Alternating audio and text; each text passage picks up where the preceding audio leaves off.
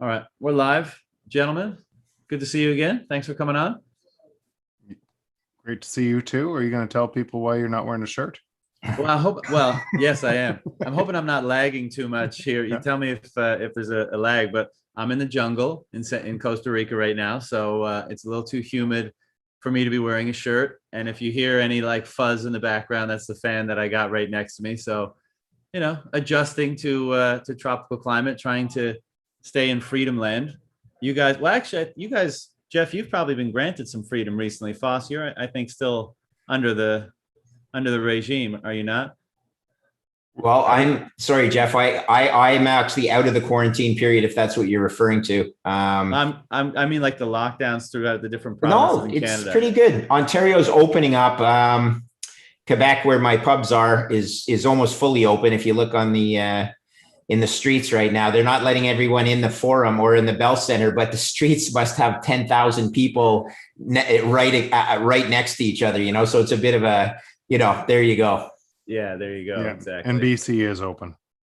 Totally open. Yeah, it's now. I think we're in wave 3, so it's open. Awesome. Yeah. Well, yeah. I think the best place to start, and again, like I was saying before, we can take this anywhere we want, but I'd love to get each of your impressions on the conference, because I think a lot of people had a phenomenal time. I'm sure guys like you who are recognizable had people coming up all the time and thanking you and wanting to talk to you and all that jazz. So Jeff, why don't you tell me what the conference was like for you? And John, this, and Greg I consider us all friends, even though we became friends through Bitcoin and a lot of this, but walking into that conference, it was a feeling I actually can't even describe. It was I came away thinking, is this what humanity looks like with hard money? Is this where and seriously, it was just, I couldn't name somebody. I couldn't think about one time that I didn't love the conversation I was in. It just unbelievable people all around. And so that sounds a little crazy. I know there's good and bad people in any community and everything else, but I couldn't find one. Like it was people I really could relate with, and I couldn't believe how great a feeling it was walking away from that. Yeah. How about you, Foss? Same thing. It started on the first day. On the Thursday, when it wasn't quite as crowded as the Friday, when they had this 6 hour, at least 3 hour wait to get into the place. But on the Thursday, I walked into the front gate, and there was a lovely lady who says, "I know who you are." And I'm like, "Okay, why? Are you looking for me because like I have to pay a ticket or something?" And she's like, no, I love following you on Twitter. I'm not allowed to take a picture with you, but would you mind taking a picture of us together? Because I guess she came all the way from California. She was a mother of 1 or 2 children. I'll have to look it up, but at least one daughter. And she just loves Bitcoin so much. She wanted to be at the conference on the other coast. She paid on her own nickel, and she was a volunteer, and she was staying at a hostel in order to be able to afford being the volunteer at the event. And I took a picture with her, and I'm just like, wow, this is unbelievable. And it just accelerated from there. Guys, I have to tell you, the most exciting people that I have met, that I'm in touch with, and Jeff, we're going to do some big stuff with these guys, Canada, and the kids from Guatemala that seeked me out, and they wanted to do, they work with an exchange in Guatemala called IBEX. And since Guatemala is so close to the El Salvador border, I think it's about a 3-hour drive at most. They've been basically recruited by the El Salvadorian Bureau of Commerce to go in and help the adoption of the Lightning Network in El Salvador. So these kids they already had the exchange working in Guatemala. You remember they wanted to call it Bitcoin Lake, and around Lake Atatila in Guatemala. Well, now all of a sudden with the El Salvador announcement, they're in high demand. They believe that they have 5 of the foremost experts of perhaps maybe only 100 in the world that truly understand the capacity and capabilities and potential, roadblocks, if you will, or lack of advancement of the Lightning Network to be able to be implemented in I believe it's 30 or 60 days in El Salvador. It's been mandated. So like these guys are working right there on the ground, boots on the ground. So just as Jeff said, from start to finish, meeting these people, being on stage with you guys was unbelievable. I have to admit, I had no idea this El Salvador announcement was going to come. And all I want to say is I really cannot believe that the world hasn't picked up more on that announcement, where we were always looking for big companies to adopt Bitcoin. Well, all of a sudden, a country leapfrogged the corporations and corporate balance sheets. And I just think that's so significant. I think many people are missing that. I know that it's tweaked some politicians up here in Canada. Jeff, I've been in touch with another gentleman Jeff and I, because we were on a conference with him, Ben Lobb, that all these ideas that these politicians now are realizing, okay, maybe I can't ignore this anymore. And so I think that's really positive. But I'll concur with Jeff. I've never felt so energized meeting these people. They give you confidence that there's so much good out there. So I'll call out guys like Pubby from Tampa, who's Tampa Bay Lightning are whipping my Habs right now in the Stanley Cup, but we haven't given up yet, Pubby. And Greg's eye. These guys are just great guys that you meet on Twitter, and then when you meet them in person. And then so a final shout out to a fellow Canadian here. I just happened to put this on, but Jeff, there you go. You know that our boys from Sat Street. So Nazer and Mike Nazer and his partner who were down there, John Lister, they're doing some great stuff in the Canadian space. So shout out to Sat Street. And long introduction, but thanks for having me, John. It's great to get the boys back together. Yeah, it's always great to talk to you guys, but I got to concur with that. Like, I knew it was going to be special because everyone had been cooped up for so long, and a lot had happened in those 18 months, and there was a lot of energy to come together, and people wanted to meet each other, and we all talk so often on podcasts and Twitter and stuff. But man, like both of you said, I was kind of wondering, like Jeff, you said perfectly, like, is this kind of the inkling of what things are going to look like when this is pervasive throughout the whole world? Now, the answer is probably not to that extent or not that intensity, because we interact so frequently, and when it's so global, we won't. But, like everyone was just, what I loved is everyone was on the same page, like the same wavelength immediately. It's not like in your normal life, you kind of got to, once you start a conversation with someone, you're out to dinner with a group of friends, you kind of got to get a sense for like where people are at, what you can kind of say and not say, where the conversation can hang, and, where there's going to be aversion. And there, everyone was just, as soon as you meet them, bang, you're off to the races. And within 15 minutes of talking, you're friends. And then another 15 minutes, you're best friends, and it was a lot of hugging, a lot of all that stuff. It was incredible. And Foss, what you were saying about the announcement, I think this is another example of COVID having accelerated things by like a decade. Like all these things, we thought there would be almost like widespread corporate adoption before there was any nation state consideration on that level, like of legal tender, adoption. But I think that's just another example of how the timeline has been accelerated so much. And then of course, after that announcement, look at Latin America. I mean, we got politicians popping up all over the place in Latin America that are putting laser eyes on their profile pictures. I mean, how crazy is that? How wild is that? That like, these are the people that they see it, they get it. And it seems to be that they're working on integrating this thing, in some way, shape, or form. I don't, Foss, you can maybe comment on this, but I think Canada is probably going to be an extreme laggard here, just because, those developing countries with that are dollarized, so that, have less to lose, or not G7, G20, that kind of stuff, they can get away with this stuff more easily. But I'm not familiar with the guy you guys spoke to. Is he an active Canadian politician right now? Sure. His big thing is he's a member of parliament for the federal government. The region's called Huron Bruce. And Bruce area actually has Canada's largest nuclear reactor. And there are times when we actually pay Americans to take our power. We pay them. We don't just charge them very little. We actually pay them to take our power, because you can't power up and power down a nuclear reactor, right? And so his idea is like, well, this doesn't make any sense. Why don't we use that power to mine for Bitcoin? And I think it's brilliant. And I think we're a long way from getting that solution. But the fact that people are thinking about it, right, Jeff, is really encouraging.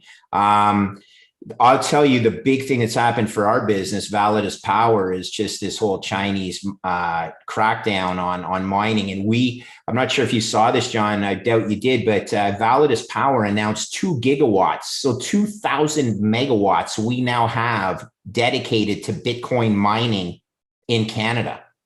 Okay. And we've signed some public power purchase agreements with HUD 8. But we, behind the scenes and under, in negotiations, are some other very substantial contracts that actually could move the needle quite substantially in Canada. Do I give up? I said this, I may have said this on that podcast with Jeff, but I honestly think we may have to learn Spanish. Canadians may be wise to learn Spanish, okay, if we don't actually take some stuff seriously. And there could be a flippening of the G7 countries.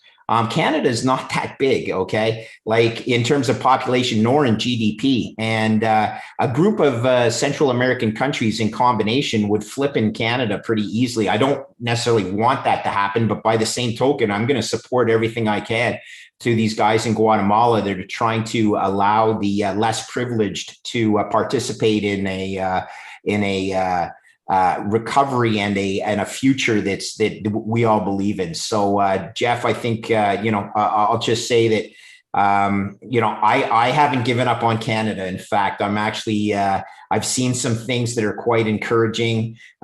We have a mutually, I was out at lunch today with another guy that I just happened to meet, not at the conference, but who reached out to me, that has a tremendous amount of experience in the Caribbean with payment processing, a company called Island Pay. And he really wants to bring some of his expertise back to Canada. He's a local guy. And he tells me he's tapped into the Liberal cabinet. He actually worked in the Liberal cabinet. And you'd be surprised how many ministers in the Liberal cabinet are looking at Bitcoin now. So, slowly then suddenly, I think it makes a ton of sense to help educate people. By the way, Jeff, just as an aside, he loves your book. He's a deflationist. He believes in the same artificial intelligence changing the world. And his line that I'm going to borrow is, we are going to see 100 years of change in the next 10 years. And I actually believe that as well. Okay, so it's up to our government to either embrace it or put their head in the sand, because there's no other alternative. We know the math just doesn't work any other way. Yeah, and I think one of the things if you take El Salvador as an example and you think about what it looks like in other countries, so El Salvador changed my base case for this, and now you have 2 different networks reinforcing each itself, moving faster and faster, and all the innovation that's happening. And you guys know I wrote that article, The Greatest Game, that tells how this will play out. And in it, I talk about a 10x advantage. And Bitcoin as a store of value provided a 10x advantage. And that's where I thought it would grow and expand. And even I missed, and I think most people missed, that the on top of that, Lightning is more than a 10x advantage in a whole bunch of other countries. And so that's accelerating now. And I don't think there's nothing you're going to do to stop that. It's going to accelerate because it gives that advantage, because they don't have anything to be able to stop that. So Canada, US, all the G7 that don't experience those problems, at least today, it's going to be really hard to stop the world from embracing a technology that helps, that empowers them. And so yes, there's going to be a whole bunch of, and what you're seeing as a byproduct of all the FUD that's just kind of coming out, China and everything else, you're seeing we're going to lose the financial system that gives us control. And so we're going to do everything. And so that should be a sign to any freedom-loving nation or any freedom-loving person who, remember, we elect our leaders, right? And the leaders we can change the leaders if you want freedom. But it's a race right now for state control or for individual rights and freedoms. And it's that big a deal all around the world. And I think what's going to happen out of this is, you can already see it, it's early, but individuals will race to countries that empower individual rights and freedoms, and the economies will thrive. And what Greg's talking about is about the flippening of the G7 is exactly what will likely happen as a result of this. If the G7, G10, G20 are late to this. And that comment by that Mexican banker, and forgive me if I get the name wrong, I'm going to say Ricardo Salinas, but I'm not positive if that, who basically came out and called Fiat a fraud. Like I'm allowed to say that, okay? Jeff's allowed to say that, but a banker to say it. Well, I think isn't he the richest man in Mexico? Yeah, exactly. It's the third richest. Third richest. Okay. Yeah. Did we lose you, Foss? Can't really hear you. Yeah, no, I'm sorry. Yeah. So he's the third richest. And I guess, that's pretty big for a banker to say that particularly. And one thing I learned today, and maybe I'm not giving the proper facts, but the gentleman I was out at lunch with, who's had extremely, a lot of experience in the payment systems, and he founded a company called Carta, Jeff, which got bought by Mogo, which is an app in Canada. I know both of them. Do you? So he was Frank. This guy's Frank S. Okay, Frank was a co-founder of Carta. Now he is very interested in starting a Lightning node in Canada, and we talked about the potential to integrate the Aboriginal. My business partner at Validus is an Aboriginal, and he believes that there's so much good that could come of even bringing Bitcoin mining to the Northern Ontario communities. Some of the benefits include being able to heat their greenhouses and provide them with leafy greens. They have a very high level of diabetes because they don't have enough. Their diet is suffering. So the point is, look to Nicaragua. It's not Nicaragua, rather Nigeria. Nigeria, apparently, he gave me this information, where they banned Bitcoin. Apparently, Bitcoin trades at a very substantial premium over the rest of the market. And the point is, even though the government has banned it, there are ways of processing the payment and onboarding it outside the borders of Nigeria, and then it gets reinserted back into the Nigerian ecosystem. This sort of stuff is an example of why fight it, rather embrace it. You're going to do nothing but set your best citizens back.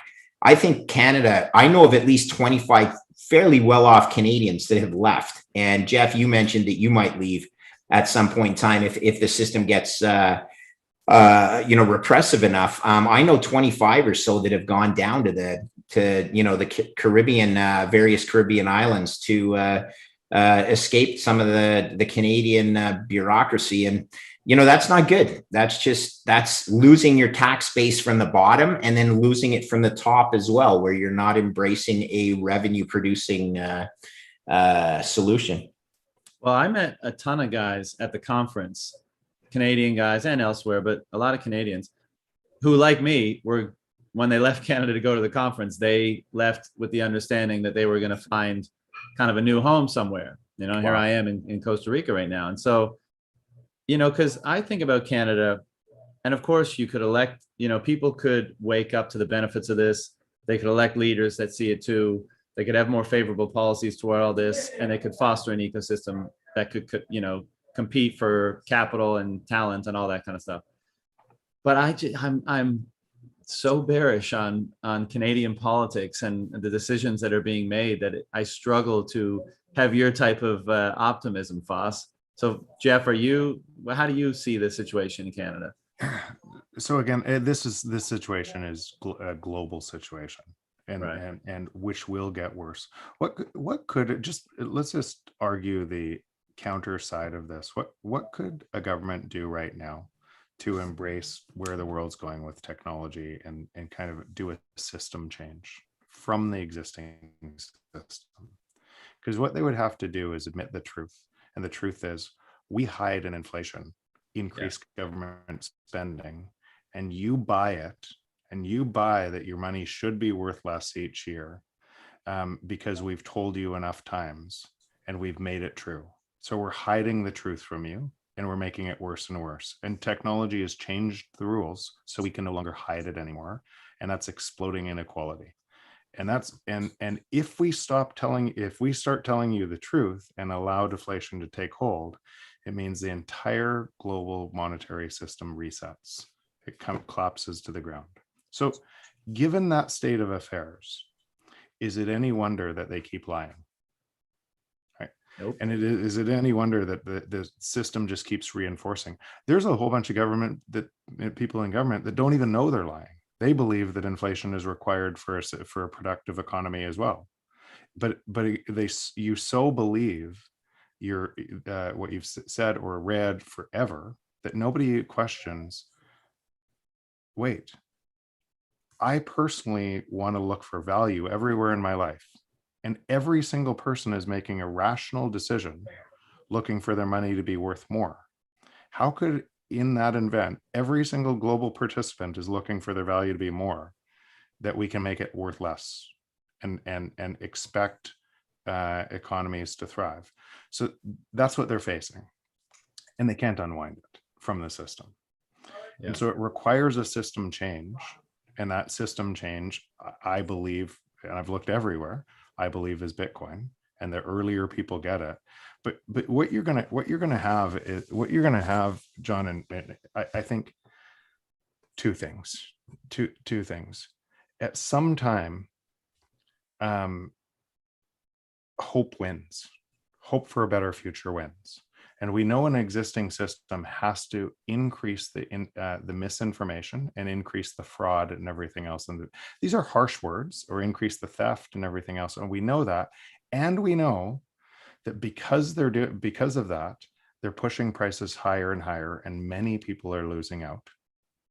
And the same people losing out are going to race to the government to protect them from the prices that increase because the government created the price increase.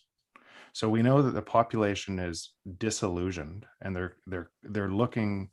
They think that that's a free market economy, but it's nothing like a free market economy. But they're going to go, those people that are left out are going to go back to the same government or a different government that's going to hide the theft somewhere else and say it's those people. So we can expect more of that in all countries to come. But we can also expect that should accelerate the knowledge of Bitcoin, and it should accelerate the people understanding Bitcoin and saying, I believe in freedom of the individual. I believe in truth in markets and everything else. And it should open up a whole bunch more positive leadership that is speaking the truth that the system has no way of defending. So that's why I'm hopeful, because every kind of a structural change like this creates an opportunity to lead. But what you're seeing in El Salvador is somebody politicians saying, wait, we can use this as an opportunity to really lead for our people, and people want hope for a better future. And there's been no lies around that and everything else, as far as I can see. Now we'll see, timing is, but no wonder he's a popular leader. Yeah. And so other politicians around the globe are going to take this message and say, or people that aren't politicians yet that want to lead from hope for a better future, and you're going, and there's essentially, to use a Canadian metaphor, a Wayne Gretzky metaphor, they're going to skate to where the puck's going, and this is really easy to see where the puck's going. You'd have to be blind to not see where the puck's going here. Yeah. So first of all, that's what makes the announcement so special, because as you're saying, very few politicians, particularly leaders, are willing to, even if not explicitly, but in Bukele's case, it is fairly explicit, why a change is needed at the foundation, which is the money. he's pretty explicit about why Bitcoin is better than the fiat system. And that, I mean, that alone is such a massive shift well, nobody expected that, right? Now, he is in the category of people who's not giving that much up by doing so because they're dollarized, right? So they didn't have those monetary policy levers that they could pull to, to execute or to consolidate power or whatever, right? And so I think that's probably going to be the case, is that the dollarized countries, the countries that don't have much to lose by adopting another currency will probably be the first to do so. One more quick add there. Yeah. We need more Bukeles quickly before he falls off of a plane. Yeah. Right. But there's so many people on that message now, and Bitcoin is driving. And if you just look at the people on Bitcoin and kind of his message, it would be hard to drive a coup in that country because now it's out in the open on why.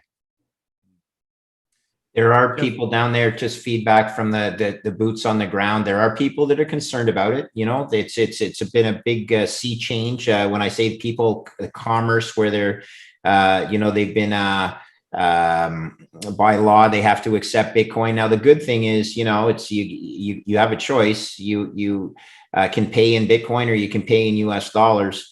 The neat thing that struck me though, guys, is just the growth in their GDP. If they could turn remittances into, rather than losing the 20% from that Western Union and the other payment processors take by getting it from the United States back to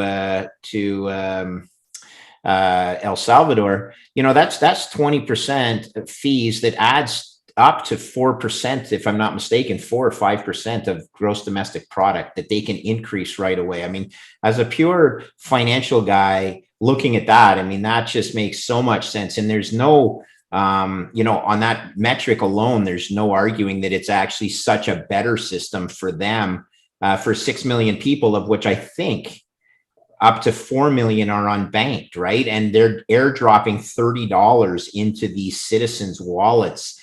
To me, it's so beautiful. It's embracing a technology. He has the guts because he does have, I think, over 80% of the popular support, which is awesome. But you will see it, Jeff. I've been on a Spaces call with Lord, the Lord from Tonga, Futsia,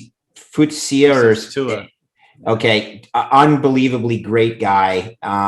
Look, they're a population of only 100,000 and change, but their GDP, their remittances as a percentage of GDP is the highest in the world. Okay, and he sees it. He can do math, and he also understands the power of the Bitcoin community. We talked about different ways that he could fund a Bitcoin Treasury investment on behalf of his country. And, this stuff is all, Michael Saylor started it, but politicians and central bankers, well, the treasuries of progressive central banks are saying, hey, I could do the same thing. I can issue fiat bonds and I could put Bitcoin in my treasury. Wow. And they understand the math, and the fiat contract or the bond is a fiat contract that's programmed to debase. So lots of great conversations going on. I think it's already, I hope, Jeff, you're saying before I can't remember which word you used, but this is already extended in Central America. And now you're seeing Mexico and Brazil talking about it. I'm not predicting this is going to happen, but there are 180 fiat countries, of which only 7 of them are G7 countries, and the others are, you could argue, are further, quite a bit further down the totem pole.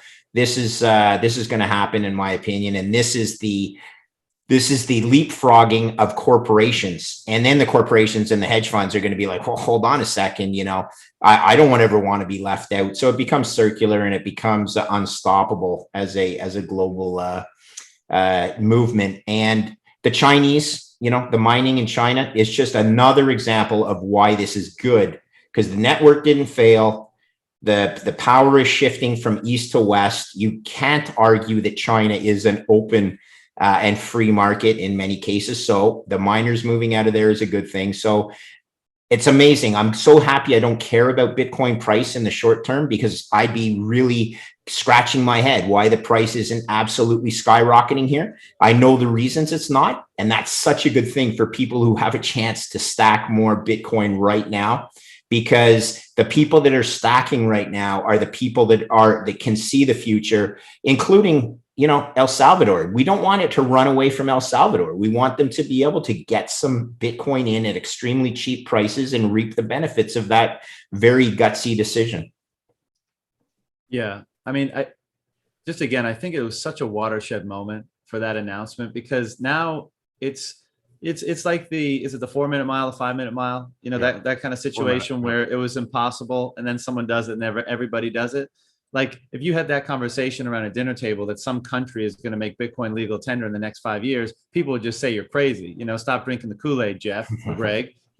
But now that it's been done, people in those chairs making those decisions are like, well, hold on, I got to look at this. What are the benefits of doing this? What are the incentives? And it's almost poetic. And I don't want to overdo the critiques of like U.S. foreign policy in Latin America or around the world over the last 100 years, but it's poetic that, let's say, the people who are not necessarily most served by the existing system that predominates globally, those are the ones that are actually more in a better position to make that decision and make that shift and have the benefit accrue to them over the next 5, 10, 15, whatever it takes for the others, the laggards, to actually make that shift. And it's poetic that all that benefit and that value will accrue to them, and they'll be able to claw their way, to use your term, Jeff, further up the totem pole to a more developed, to more equal position to the others.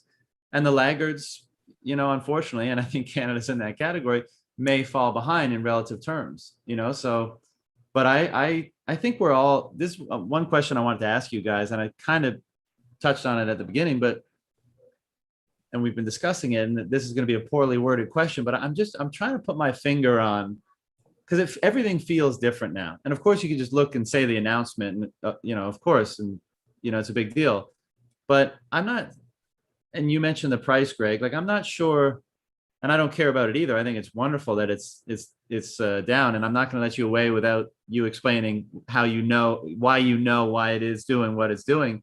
But I'm having a hard time getting my pulse on where things are at after this. I mean, it seems like the doors have just been blown off, but not many people realize it yet, and everyone's just scrambling, like politicians in Latin America are scrambling, and the big money interests are scrambling. I mean, Jeff, what's your impression of just about like that inflection point from the conference? Have you grappled with it and articulated what's different? So to us, nothing's different. Same game board, just accelerating. To the price, the amount of FUD coordinated response to try to slow this down it's staggering. And actually, El Salvador, it created a need for there to be a more coordinated response. In fact, probably the China mining shutdown, if you just forecast, Preston said this just privately, which is, he said, you've been talking about China kicking mining out for a long time because it's incompatible. I have been long time, ever since I started seeing Bitcoin, because it's incompatible with the communist doctrine. You cannot have money that's controlled by people, right? You can't have that individual rights and freedoms around what happens in money. Free market survives, and that is against an authoritarian state. So you have these completely opposite framing. So how society should be, how society should work best. In my camp, in free market, individual, the free market delivers the best benefit to all and gives you an opportunity to have a better services for your population. But that's largely driven by a free market and the innovation that comes from a free market. There's another ideologue, which is a communist camp and everything else, that no, it should happen, the state should run it. But when we look at those two ideologues throughout history, it shows what happens when a state concentrates all power. You lose that innovation in your economy, and you have to essentially you lose your ability to innovate because the state can't make those decisions fast enough. So you essentially concentrate all power in the hands of very few. Now, today's world, because we have recency bias, people would argue that point because they're looking at China through a lens, look at the innovation in China. But that is a very short lens to look at without the realization that no country on planet Earth has ever created as much debt to GDP as China, how fast they did. So they have 300% GDP, debt to GDP. And that's, forget about the black pools of not things that they're not counting and kind of off balance sheet everywhere else. That's the known number. And you can grow really fast with that type of debt. You can lever up really fast and you can make it look like a miracle, a free market miracle. It is not close. It's a concentration of power. Now that has to go away sometime if any sort of free market reigns. Bitcoin would impose that free market discipline and take the money from the state. They cannot have it. And so you're going to have a whole bunch of this. And so you really have two competing ideologues: free market or state control. Those are at the highest level. That's what Bitcoin is, free market on the other side. And I want to be careful because that's black white. What I actually think the only difference on kind of Bitcoin, I think there's a bunch of people in Bitcoin that look at the power in the state today, and they're measuring like the state would have that power on a Bitcoin standard, and they wouldn't. What would happen is that politicians would have to tell you the truth on taxes, and you would have a vote. You would have a true democracy instead of what it looks like today, where everything's hidden. And as a result of that true democracy, I've said this a number of times. I want a firefighter in my city.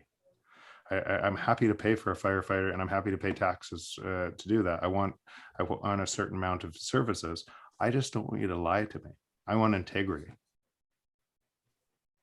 Doesn't seem like much to ask. Yeah. But Jeff, I want to ask you two things about that. One, I lived in China for a decade, and I'm aware of all the critiques of the China system and economically, socially, politically, et cetera. But one thing that was impressed upon me when I was there is that they are so pragmatic. Like what I saw, knowing Chinese officials and all that kind of stuff, is they were outwardly ideologues. Under the table, they were pragmatists. And what I can't reconcile with the Chinese mining situation is, why not just co-opt the miners if you're the government, or siphon off the hard money, kind of what they do in the gold market. China is one of the largest producers of gold, but they don't export any of it. They keep it all for themselves. So why not do that? And then they get all upside from owning this asset. Because I don't believe they don't understand it. Obviously they do. That's why they're kicking it out. That's what you're saying. I don't know why. I think it's for the very reason you say. China has very long-term ambitions, very long-term, and they see this as taking away that power and distributing the power to citizens instead. And it takes away an advantage that they have today. And so I believe that's why. But why not keep the hash power and lean on the miners to pay the piper or something, like not let it be distributed? Sorry, there's a motorbike in the background. So a potential scenario on why is the same potential scenario as why Jack Ma started to speak out against this, and he controlled Ant, and they shut down Ant Financial's IPO. Because they realized if Ant Financial's IPO with that many transactions then tied into Bitcoin, good night. The Chinese yuan is over. And by the time it if it did it, they had no chance to unring that bell. So Ant Financial got pulled. They want the digital yuan. They want control of this, and they want to control that narrative. The great Jeff, that's beautiful, and there's I'm gonna butcher this saying, but I think there was some North American politician asked a very senior Chinese official, well, what do you think about the success of the American experiment?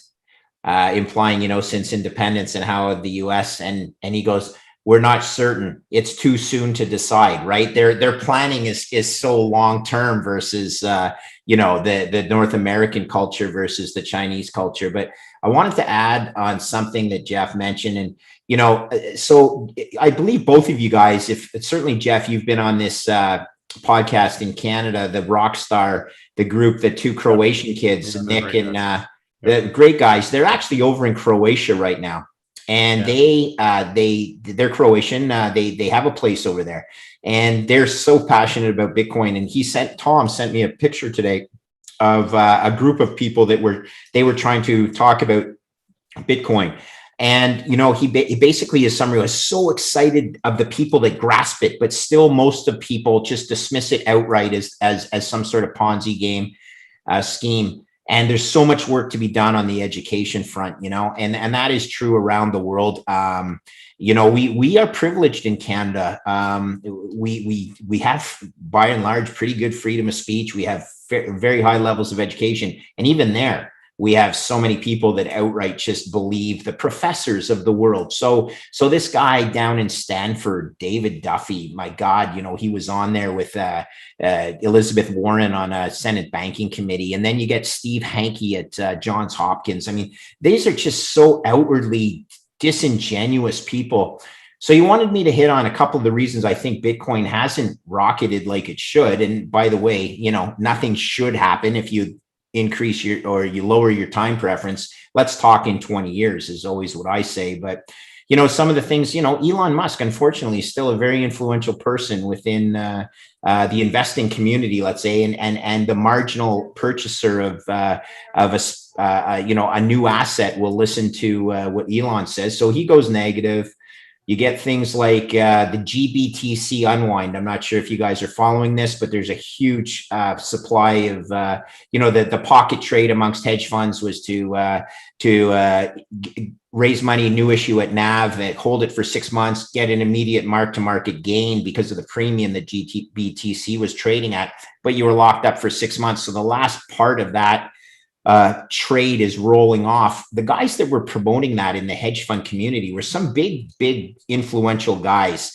This guy Cuppy, he called it the gift from heaven, and he has a number of followers that would just go in and they love the mark-to-market gain. Well, as nothing is ever free. There's never free money.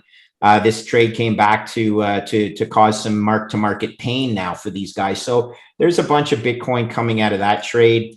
You had the Bitcoin, the miners, the Chinese miners that certainly some of them were selling. They had to pay for some operating expenses, the difficulty adjustment, et cetera, et cetera. Let's just say that I'm really amazed at the resiliency of the price. And that's a very good thing, because I think smart money is in there.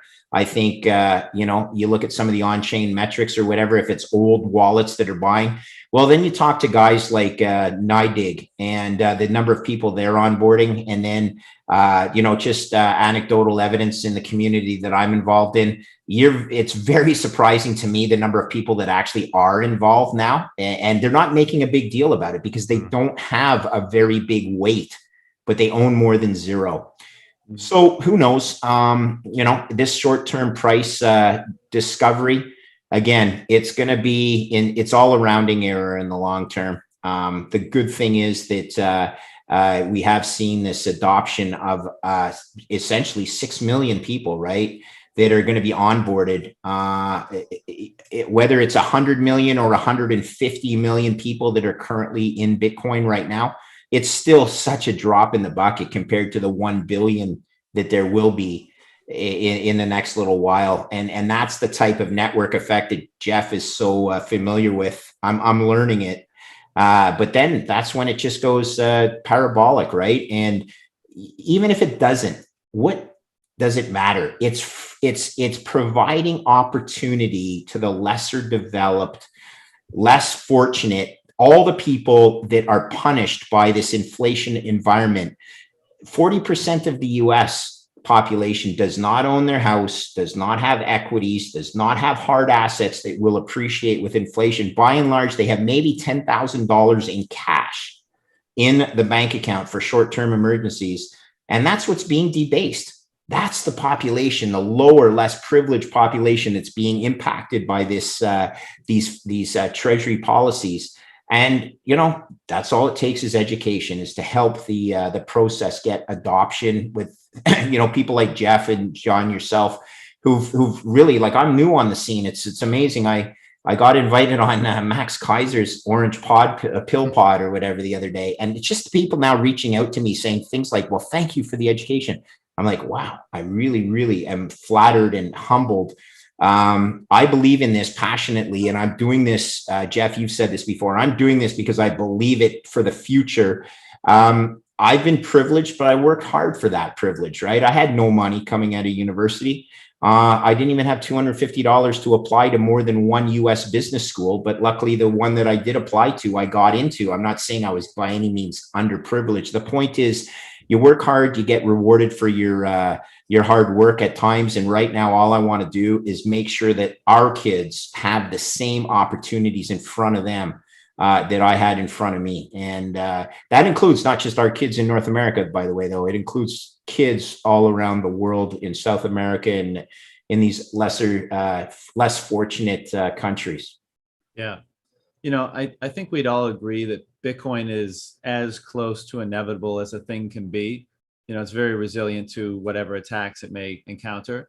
But to both of your points, and, you know, and Jeff, you talk about this quite a bit, it's the problem is that as the fiat system unwinds, it necessarily requires more authoritarian influence to hold it together, right? And so the reason why I bring that up is, I'm assuming you both feel, as you know, the reason why you do this stuff right now and all the other educational work you do is like, time is kind of, it matters, right? It matters how quickly things go, because how badly things could get as a result of the attempts to hold things together, you know, could be very, very ugly for, you know, if it drags on too long. So, amen, John. And by the way, I got to be careful here, because a bunch of the toxic Bitcoiners are also friends, and I totally respect their opinion, and I'm not going to tell them not to do that, because everybody's entitled to theirs. And by the way, and more so as I'm in this space as a maxi, I understood, like, some of these people have been in it for a long time and fought the hash wars and everything, and so I totally get how you hear the same thing over and over and over again, and you're just tired of it. And so but here's what I try to do. I know the system actually has way more power than we believe it does, to most people. And what that means is, it's easier to believe that if you're getting crushed, if you're the MSNBC crowd and you're getting crushed in climate change and everything else, it's easier to believe in a cause from the government, believe that narrative, and then they point it. It's not your fault. It's that big. It's Google's fault, or it's Facebook's fault, and all that does is cause more disruption, so you can get away with more printing. And here's what we're going to do: we're going to tax these people, and really, what we're going to do is we're going to hide more inflation. We're going to pick your pocket more to keep the existing system in check and consolidate power. Here, why I try to be really careful on my messaging is because I know how much power the system has. I know what people that don't have anything will do to get something, and they'll lean into the same thing that's picking their pocket to be able to get something. That is the natural relation to all. I'm going to get a little bit more philosophical, or kind of tie this into something else here. I think actually throughout history, if you look at the hero's journey, right, the stories that matter the most to us before we had written word, what that was signaling is somebody going up against a system for all the right reasons, kind of finding their way through. And because of that hope, when they survived out the other side, we celebrated them forever. every great religion is around the same thing. Everything is around the same thing. And so we still carry these stories, and because they feel like the right stories, and we're celebrating that. But most of those people die, right? Most of those people die. And that's actually why we said, but what it's saying is kind of the human biology, right? It must be evolutionary biology to say, because otherwise, if everybody died, we wouldn't survive as a species. And so that is in our genetic makeup, that we feel that we want to celebrate that hero going up against the story, going up against that, tells me that that's what we want. But will most people do it? The truth is, most people won't. They hide in they hide in the relative safety, what they think is the relative safety of the state, where it's actually the most unsafe. And what that gives is state more power to. And I'm not saying this is. I'm just saying, granted, I'm not saying that's happening in Canada today or anything else. It's just, why don't more people stand up? Why? Because if 5 or 10% of the population stood up, then the state would topple immediately. So why more people don't stand up in Russia? And why does 1 or 2 people and they get jailed? Why don't more people stand up? And it shows you what this looks like throughout history. It shows you what it looks like. That's what it looks like throughout history, and it looks like now. Can you imagine that control with artificial intelligence and robotics? Good luck standing up. That's what Bitcoin is to me right now. And all of us that are doing this is why I spend my free time here. I don't make any money. This isn't what I want to make. I'm not trying to create a business here. Why to create free time doing this is, I think that's what we're doing, standing up for Bitcoin. I think, and as soon as it's strong enough and it's moving, I'll just back into the shadows. But that's actually why I do it. I do it because it's standing up and it's making my voice count among all the other voices. I know that's why you do it too, John. I could care less about the money. I care about that statement, and so, but I think it's inevitable. But I don't want to count on it being inevitable, because I know how much I know by us. When it's so confusing to a lot of people and they seek relative safety, being arrogant on it pushes people away. Well said. The interesting thing is, don't forget, the same people that don't have these assets are also just been given money by the government, a short term. So just as an aside, I am a partner in 8 Irish pubs in Montreal, and so some of them are reopening in amazing shape. And one of the ones that's actually the strongest, that's blown sales out of the water compared to the last 4 years, is actually in a working class neighborhood in Montreal called Chateauguay on the South Shore. It certainly wasn't an affluent area, but the very hardworking class. Those sales at that pub are meaningfully, when I say meaningfully, like 30% above last year's or 2 years ago's results, even though we haven't been open for a full month, basically because that population was granted a substantial benefits package. Now, I'm a capitalist with a heart. I understand the need to take care of your citizens in the lower rung, but that's why, right, Jeff? I mean, people aren't going to vote against getting money put in their bank account. It's just counterintuitive to them, even if they don't understand it. So yesterday was July 4th in the US, and I was reading some Twitter things, and I learned, as I always do in Twitter, I learned quite a bit. One guy sent something around that showed not the Declaration of Independence, but the people who actually signed that they would fight. And were there 56 freedom fighters or something along that nature? And Jeff, you mentioned, and most of them did die. Some of them, survived, but most of their families were taken prisoner. Their houses were burned down. These were the people that fought for what independence was in the US. And if you read that, yeah, that's an example that the US fought for, something that required people to sacrifice their lives. Let's knock on wood that it doesn't get that way, because you and I on stage, all three of us on stage, I think we were universal in our belief that we don't want the fiat system to collapse overnight. Fiat is good for a lot of things.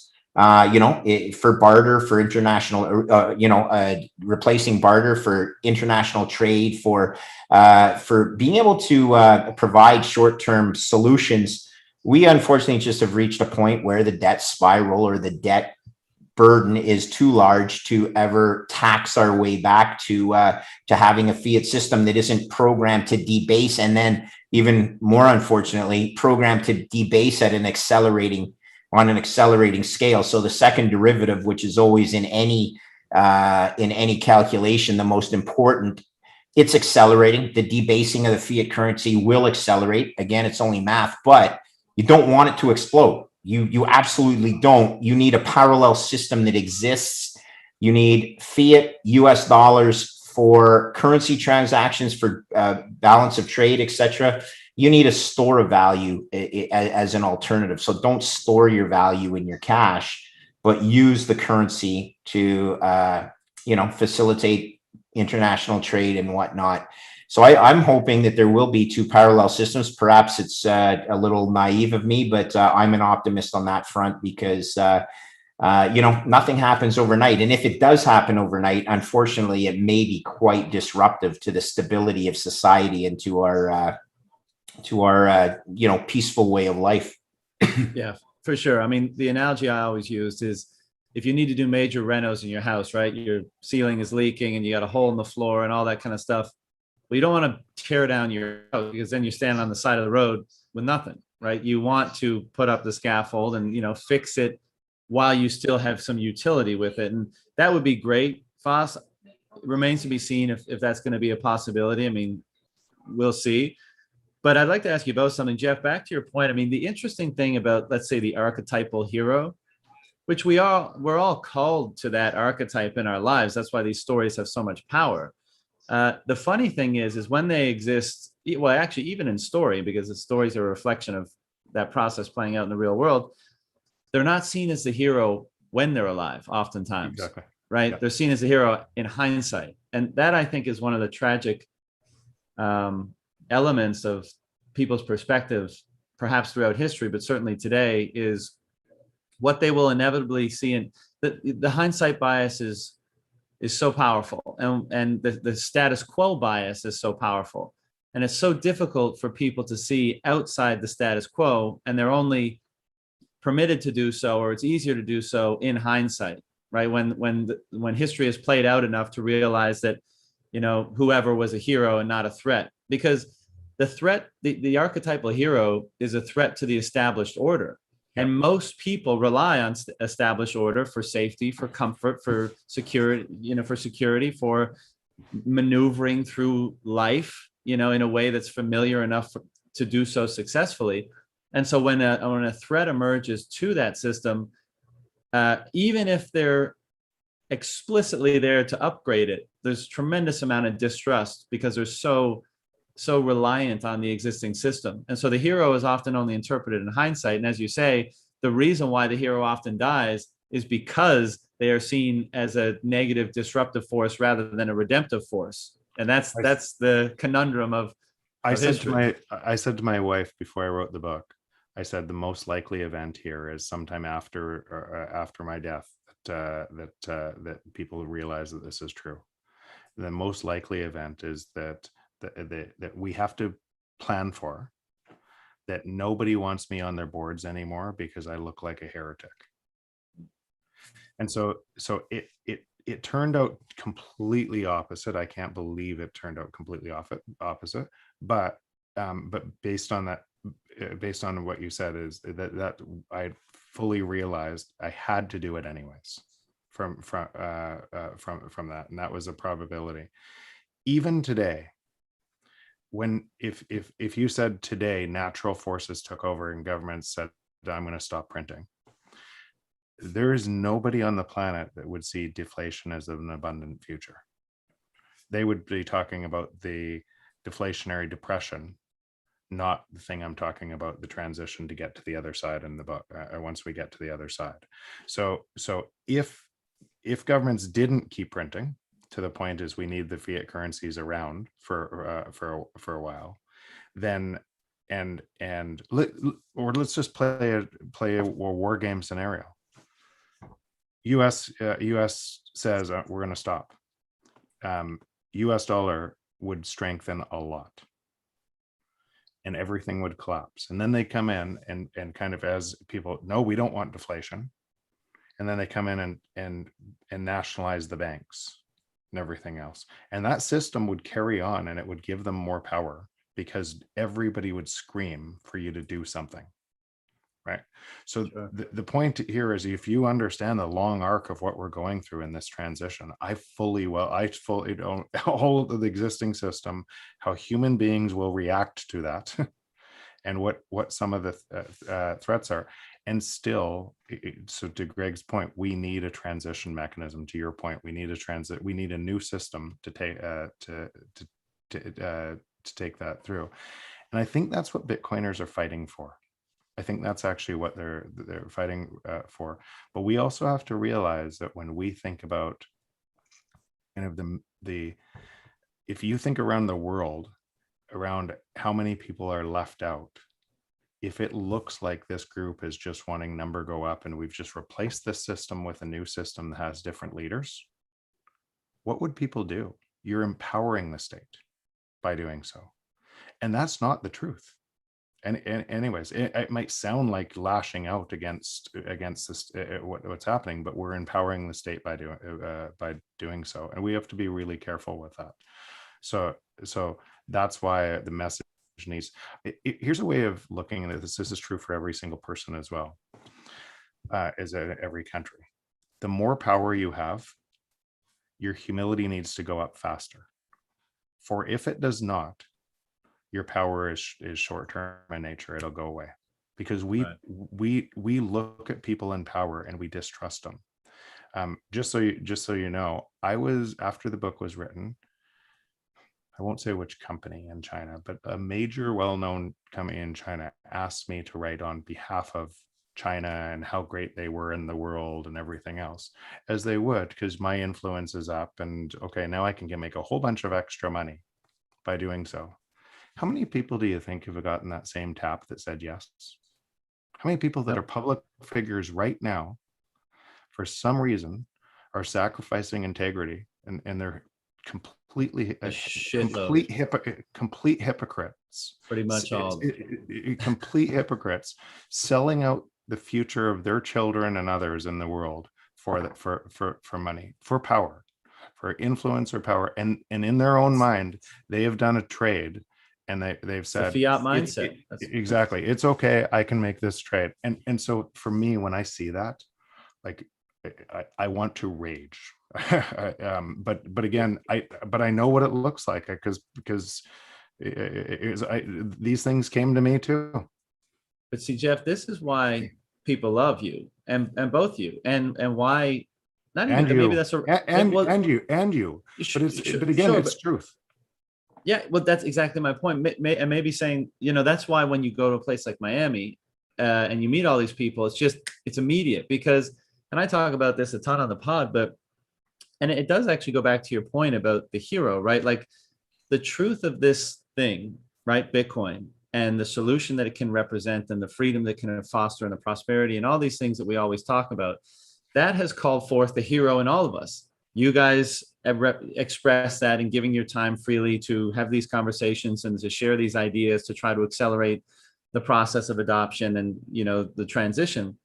But that's like, it's bringing forth the hero in all of us. And what I love about this space is that people recognize not only that the hero needs like some big, big goal to achieve, right? The metaphorical dragon, right? The fiat system versus Bitcoin. There's so many great memes in the space that kind of represent that dynamic, but it also calls forth the better elements of yourself. And I think, Jeff, what you're saying is, when you talk about having that humility and refining, understanding, and expressing your principles and your morals and your values. Like that is what these conversations, and whether it's happening on Twitter or podcast, is all about. We're trying to figure out, what does behavior look like when it's predicated, fostered, and incentivized via a different system, i.e. via Bitcoin. And that's why that's why we deride people when we say someone like Hanke, like that's a fiat economist. I don't doubt, he might preach libertarianism here, but I'm sure he'd go to, central bank, wherever, and give speeches for $100,000 or whatever the case may be. Like and the reason why the maximalists are so hardcore, say what you will about them, but they hold people to account for principled behavior. And that's why I appreciate them so much. And that's why, it's so important what's being fostered here. And not any one of us has like that much of an influential say in how it develops. We're all just participating, and we're trying to be genuine, and we're seeing where the chips fall.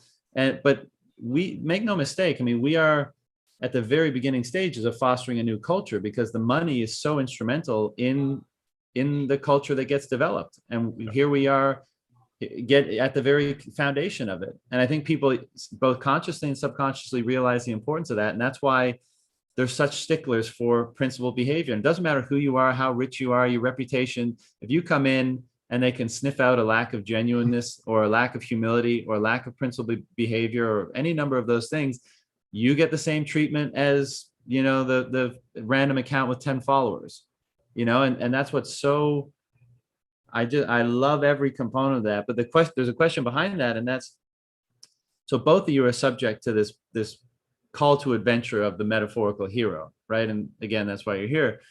How much, because I love delving into the behavioral and the psychological and the personal aspect of this phenomenon, how much have you both changed your perception, your thinking, your life ambition, career goals, whatever the case may be? How much have you guys changed as a result of understanding Bitcoin and engaging with the community? I don't think I've asked either of you that question before. You want to go first, Greg, or do you want me to? Sure. Thanks. No, yeah. First of all, Jeff, I need to say this. I want you on any board that I'm involved in, a board of directors. Okay. So don't be, there's lots of opportunity out there. Not that I'm involved in very many, but I certainly would value as a stakeholder in any company your input. So honesty and humility are two very valued characteristics. And unfortunately, you don't find that much on Bay Street. Okay. So, if 85% of the world are takers, which they are, on Bay Street, it's 99 or 97.5% of people on Bay Street are takers. Okay. So you're just up against it, the giver versus taker mentality. But what have I learned? One thing, John, I have to say is there's nothing better than reading a research piece, whether it's on medium.com or whatever, by some new kid who, well, I say new kid, a younger person who is discovered Bitcoin, okay? And they reach out to you and they say, would you take a proofread of this? And I'm not sure, Jeff, if I've introduced you to that guy out in Whistler, who's from New Zealand. But the point, he wrote this paper that was just absolutely phenomenal. And he's a snowboard instructor. Or no, sorry, he wasn't a snowboard instructor. He was a mountain bike instructor. And he did the research himself to write this article that blew me away. And then you like Dylan LeClaire at Bitcoin Magazine, that he dropped out of school, UVM, after 1 year. What was his term? He had enough of the Keynesian brainwashing or whatever, and wanted to teach himself.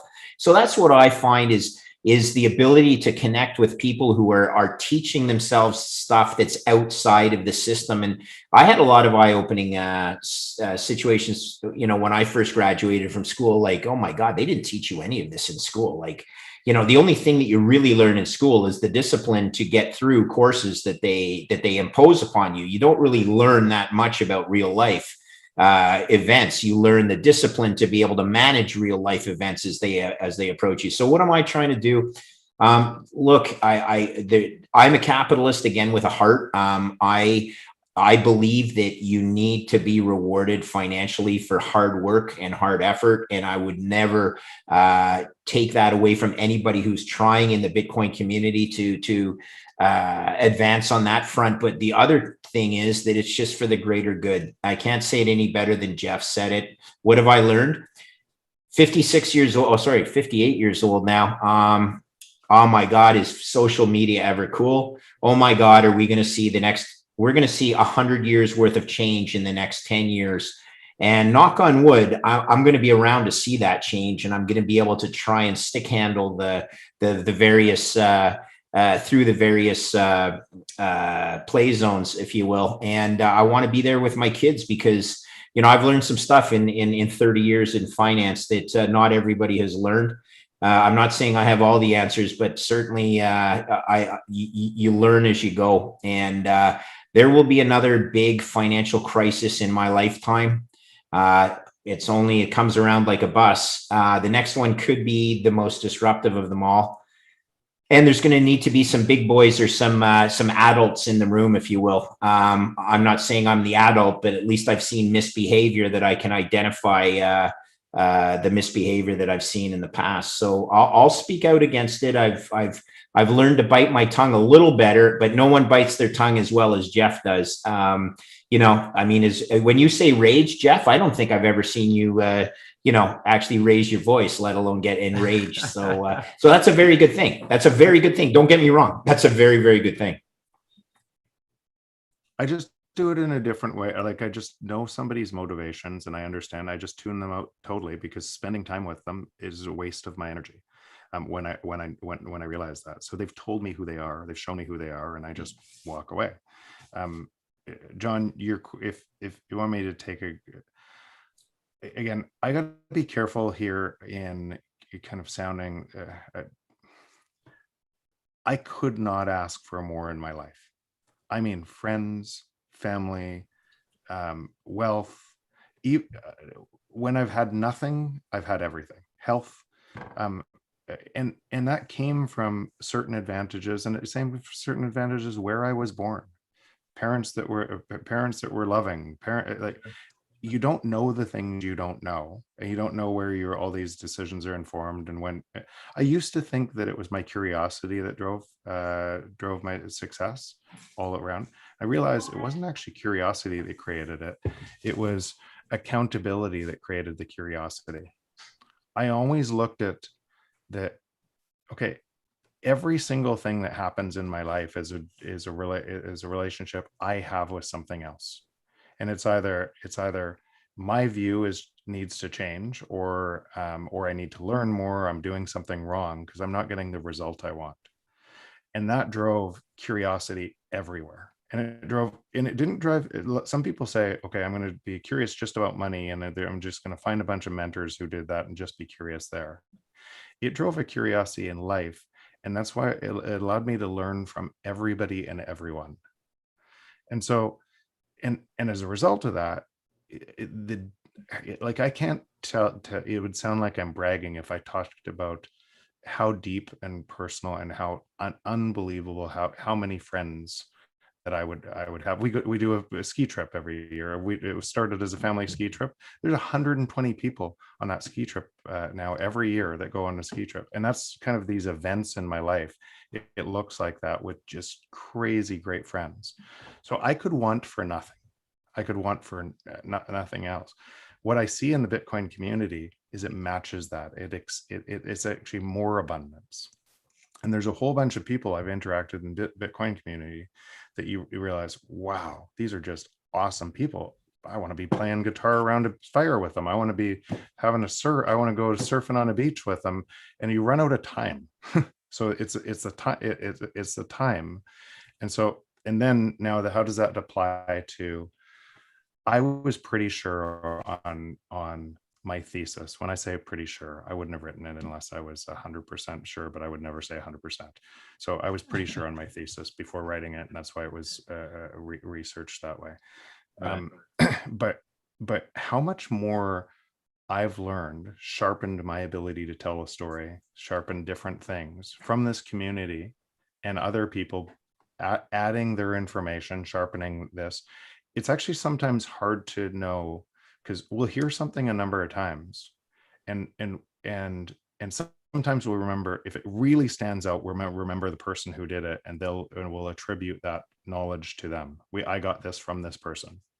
But if it's soft, if it doesn't register and everything else, you heard it, sometimes you don't even know your mind has changed and you've picked up somebody else's thought, and it's got made you way better as a result of this community. So I don't actually know where the line of my book ended, and the path to where how I could speak to this today, because that's influenced by a whole bunch of the brilliant minds around this story.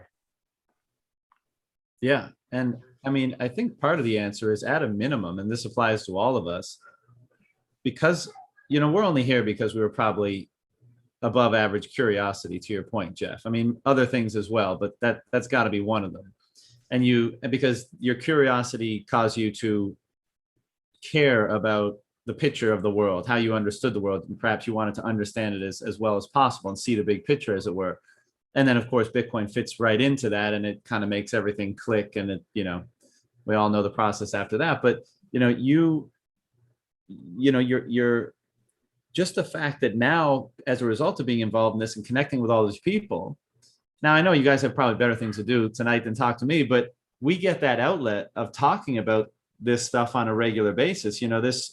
The biggest problem and the most viable solution. We get to share our excitement, our ideas, our insights. We get to connect with like-minded people. And at least from my perspective, I found before Bitcoin, and even before being involved in the community and stuff, it was a far more isolated experience. Not, Jeff, it's great that you had 120 friends, and I'm sure they're very close friends, but I suspect, at least on some issues, you didn't necessarily line up, because different people spend different amounts of time on different things. And so, again, to bring it back to the Miami thing, it's like, that's part of the reason why it's so great, is because you get now, as a result of being in this space and having these conversations, you get that outlet on a regular basis. And there's many benefits of that, but I think one is like, how people seem so ferocious in this space to understand what's really going on. And so the advantage of coming into this community is not just understanding Bitcoin and using as your savings and having your wealth accrue to you as a result of that decision. But people tend to come in and change a lot of things about their lives. And that's why I asked you guys. And, they change things about their relationships and about their health and about, how they go about educating themselves and all that kind of stuff.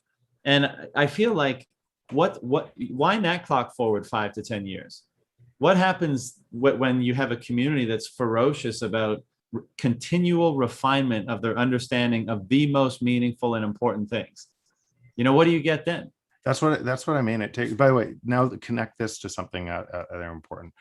That's the way my life looks anyways. And it did before Bitcoin. It looks like, I think the success comes from that. And it looks like that everywhere. Nothing, in other words, nothing changed for Bitcoin except for it became an outlet for more of that. Right. But I also see, now let's connect the dots here to your hero's journey or anything else. Today, the system has a whole bunch of negative externalities, which must continue. And there's a whole bunch of people trapped in that system. And why we're on these podcasts and everything else is, every once in a while, there's this glimmer of something that somebody says that says, I can put this together with this, and you help onboard them. I would say this right now: Bitcoin itself feels too abstract to get people to leave a system of they believe comfort and safety to the unknown, fear of the unknown. And John, you would know a lot about this, because I know you've done a whole bunch of reading and research and everything else. And so it feels like an uncertainty. Where's it? And I think we could paint a really good picture of what it looks like on the other side. And we already can start to put that picture together, what it looks like on the other side, because we experience it in Miami. We experience it in our relationships, and we can experience that. But what that would look like, what do you think created the United States, like the Declaration of Independence and everything else? wouldn't it look like something at a meta level that this is what we believe in? And this is what every Bitcoiner, this is why we believe in this. And that would give, and that would kind of paint the picture for where that's going, that wouldn't feel as siloed. And I think it might, I don't know what that looks like. I don't know, but it's something that I'd love to explore, because I know that to move from something, you need a two. And that you don't move from a fear-based place to another fear-based place. And so we need to paint that picture for a better hope and future. That's what Kelly is doing, right? Yeah. And that's why it's such a key leadership principle that people can do. People can do that. But we might be able, through what we're doing here and some of the other influencers around the community, to start to paint that picture so it's easier for people to understand. We're going to borrow from Ben Lobb. Jeff, you remember this? So Ben Lobb, once again, was the member of parliament who was on a talk show with Jeff and myself, and he used the phrase. He goes, the Bitcoin implementation in El Salvador is the biggest software implementation of our generation at this point. I thought that was quite profound.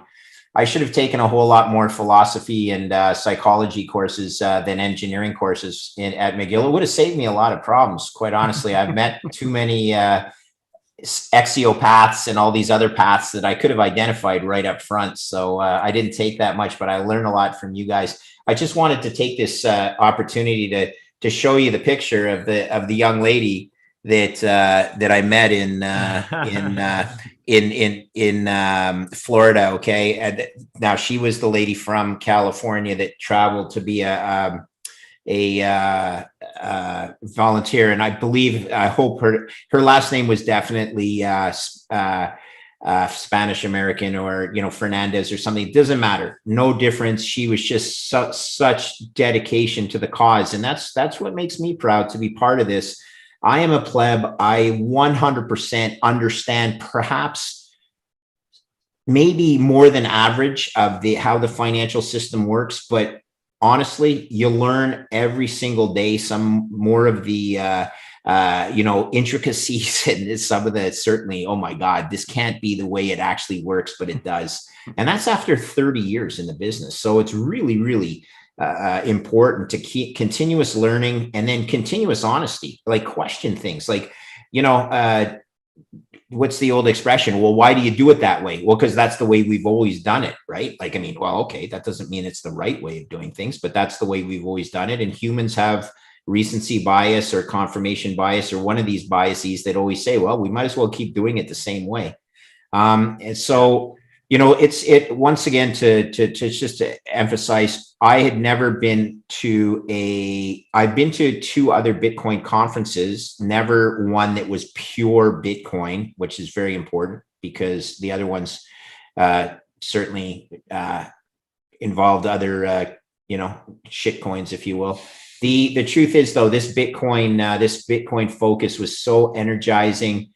The people that I met in the various communities that reached out to say they want to help. Okay, that's all they want to do. They just want to help. This a young man, an engineer that worked as an engineer in somewhere around Chicago area, the greater Chicago area, worked at one of the utilities in the upstate, not upstate, but the northern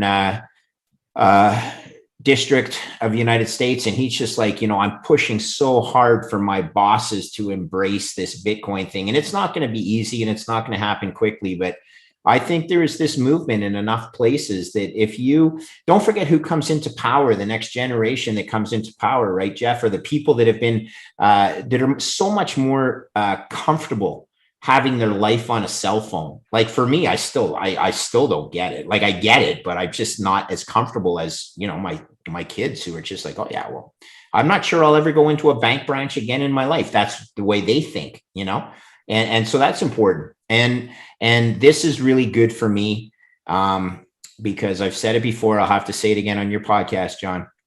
I graduated from McGill University in 1986 without ever having used a personal computer. And that's no fault of my own. They just didn't exist. Okay. That's the truth. So I didn't have any personal computing. In 1988, they started getting more prevalent, but this parabolic adoption of digital security, digital identity, good and bad, the social platforms have a lot of problems. This is not what Bitcoin was about. Bitcoin was about people helping others, not knocking anyone down for misunderstanding. Sometimes the maxis, including myself, I come out and it's hard print responses when you can't see, like, if you can't see the guy smiling when he's writing this, which you can see on video, but you can't always see in Twitter responses, that loses a lot of its, people get the hair on the back of their neck up really quickly. So, Montreal's up 2-1, boys. Okay. So, this is good. All I'm saying is I am so happy and so proud, and I just can't thank the two of you enough, as well as the rest of the Bitcoin community, for embracing me and my views. I have a lot to learn, but I also bring something to the table that I got to call out the system, because the system is designed, but it will not survive. That's the truth. It's only math. It was designed to survive for a certain amount of time until the debt burden gets to a point where it cannot mathematically survive any longer.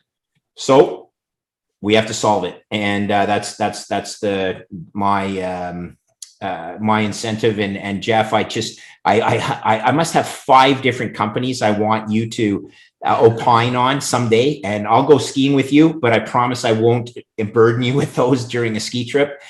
Canada is so lucky to have guys like you two guys. We're punching above our weight in the Bitcoin community. We punch above our weight in various other aspects as well. But one thing we're not really good at is actually getting out and promoting, the stuff. We're fairly reserved as a country. Well, man, we could get this Bitcoin community in Canada really rocking. Francis Pouliot, the guys down there that you're with in Costa Rica right now, I wish they didn't move away. I understand why they moved away, but I wish they didn't move away. And let's just stay close as a community that has this technology that allows us to visit each other on a video screen. I can't tell you enough how much it means to me to be part of this community. So I thank you both. Well, Foss, I know you want to go watch that game. I'm going to let you go in two seconds, but I just want to say, we're all there's a bit of a love fest right now, but I think, both of you guys, your experience and your expertise is highly valued, right? And that's an aspect of your contribution. But I think, again, this space almost is potentially, they value more integrity, genuineness, honesty, principled behavior, all that kind of stuff. Everyone can figure out the answer to a question. Experience just expedites that process, and your expertise and experience, that's why we have all these people that we appreciate their input, because we want to not take 20 years to learn the thing. We want to take 20 minutes, 2 hours, 2 months to learn the thing, right? But the reason why this community, this group of people is so tight, I think, and why people like the two of you hang around and become such a part of the family, as it were, is because of the genuineness. So Foss, I don't think people want you to be nice. People want you to be yourself. And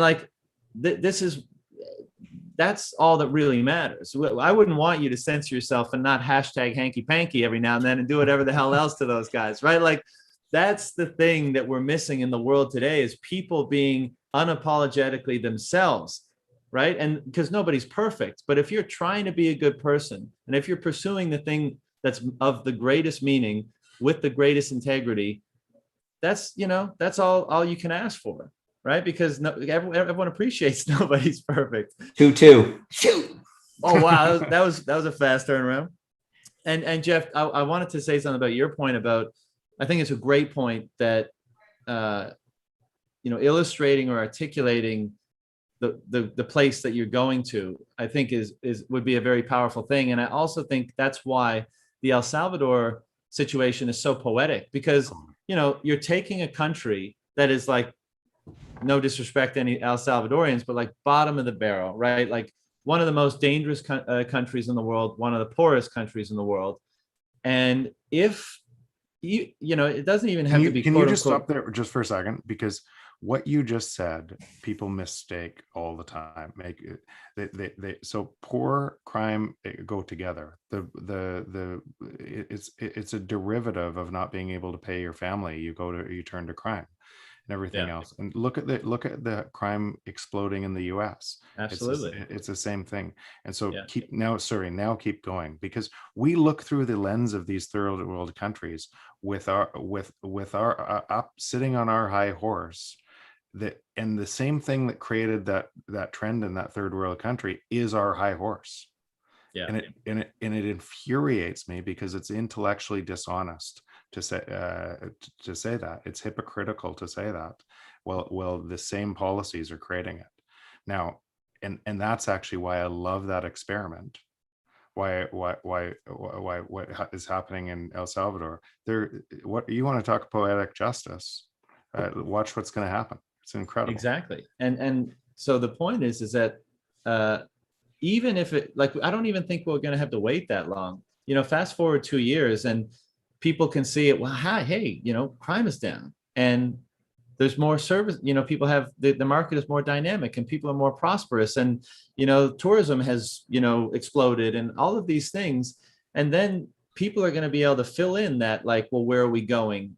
From the fear of the current system and the fear of leaving the current system.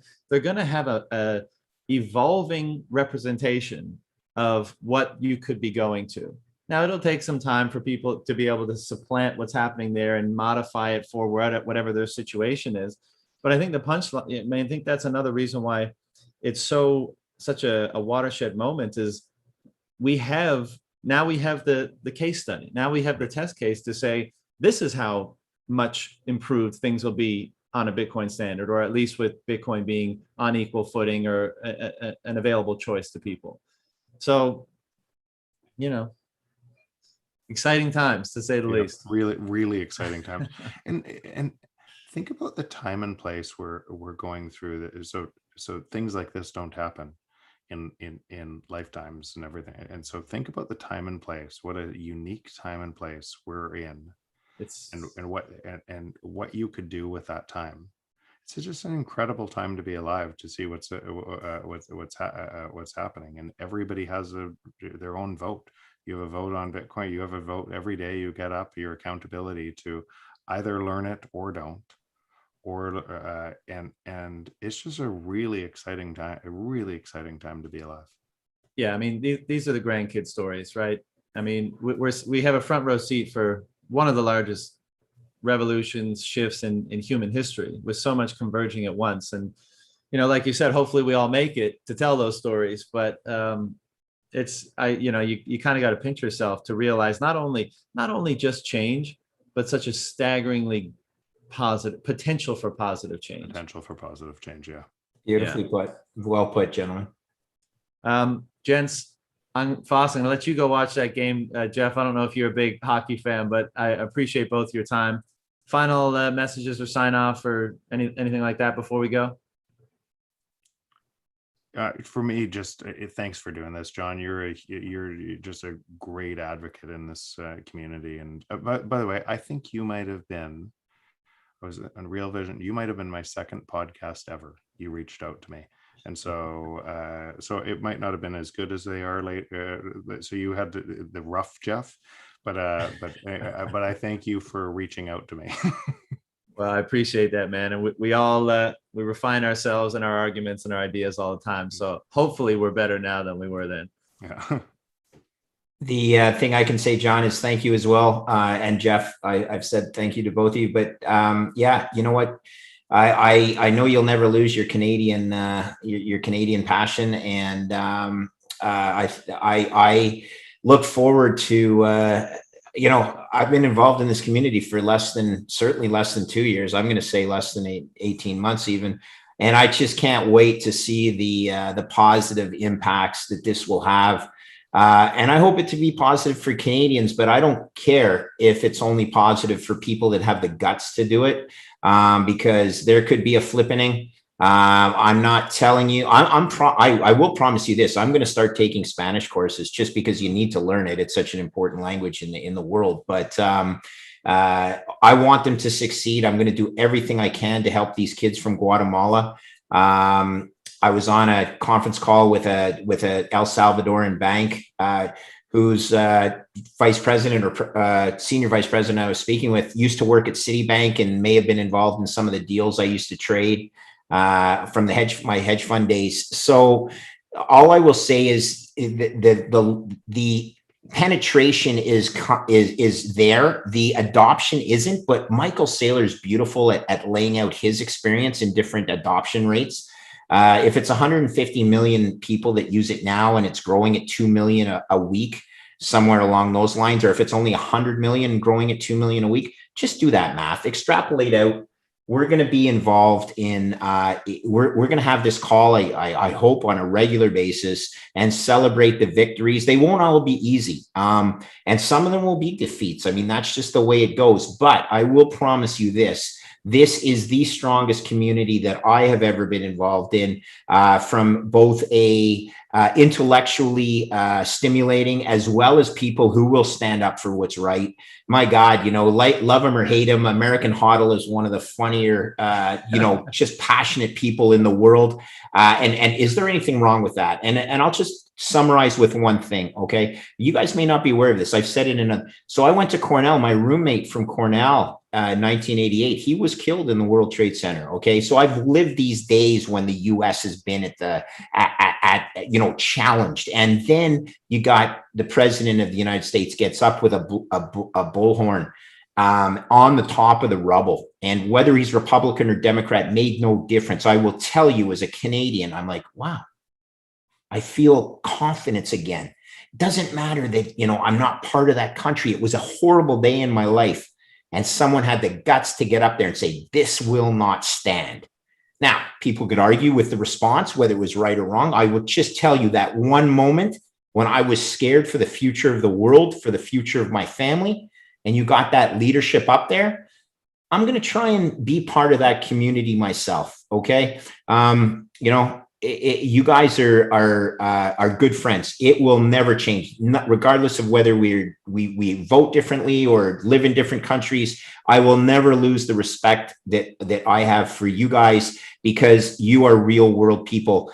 There are a lot of people on Bay Street that I have lost tons of respect for. Okay. And that's just because Bay Street tends to attract people that think about themselves first, and then about the other, they're takers. And, but there's good people on Bay Street too. So we will win this. And with the help of guys like you, still 2-2, with the help of guys like you, we will continue. This is only 10 or 12 years old. That's the exciting thing. I've worked 3 of these cycles. I've only, 3 of the time that Bitcoin's been alive, I've had 3 times that experience. It goes quickly and it doesn't go quickly. So measure your time in longer time frames. 1 year from now, let's look back on this day and measure it from there. We don't have to worry about where it is in a week or 2 weeks, but 1 year, and then lower your time preference, increase your time frame. I think we'll all be in a really good, in a better spot, because I like your optimism, Jeff. I was quite pessimistic about the world before I discovered Bitcoin. So I can speak from experience. It brings hope. That's the word that you guys used. And I will say Bitcoin is hope. It's math plus code. It's truth and it's hope. So thanks again. Perfectly said, Foss. That's the place to shut it down. So guys, I love what you guys do. I really appreciate the time. Keep it up. We'll have to do this in another 3 to 6 months, but I love you guys. Be well. Thank you. Thank you, guys. See you, Jeff. Thanks again.